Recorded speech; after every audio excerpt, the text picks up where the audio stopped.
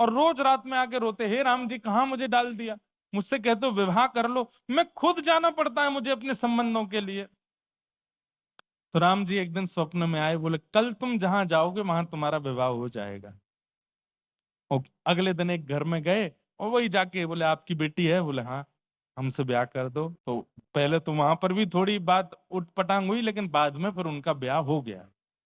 ब्याह होने के बाद जो इनकी संतान हुई उनका नाम इन्होंने रखा राम प्रसाद, क्योंकि राम जी की कृपा से जयपुर में रहते थे, गोविंद देव जी का मंदिर बगल में था।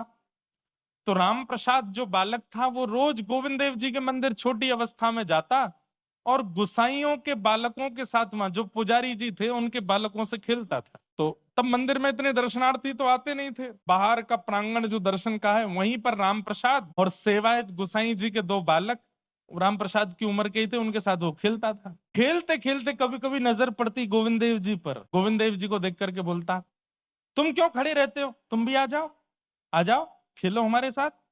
ऐसे गोविंद देव जी को बुलाते। तो वो जो गुसाई जी के दो बालक थे वो कहते ये नहीं आएंगे। बोले क्यों? अरे हम कब कितनी बार इनको बुला चुके, ये आते ही नहीं, भीतर ही खड़े रहते हैं, चंदन फोटा इत्र लगा करके पूरे दिन ऐसे ही खड़े रहते हैं।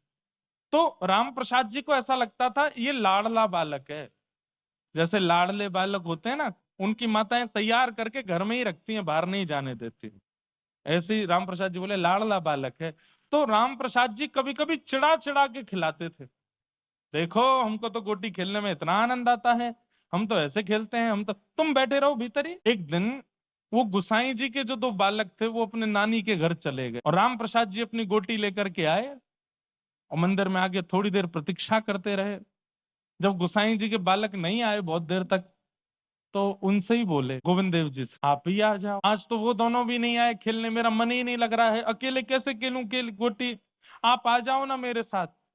अरे एक बार खेल के तो देखो, आपको नहीं अच्छा लगे कल से मत आना, एक बार आओ तो सही बाहर, देखो ऐसे खेलते हैं, ऐसे खेलते। अब थोड़ी देर खेलने के बाद फिर राम प्रसाद जी ने क्या किया, अब गोटी में कोई नियम होता है कि ये गोटियां हैं इसको ऐसे मारना है।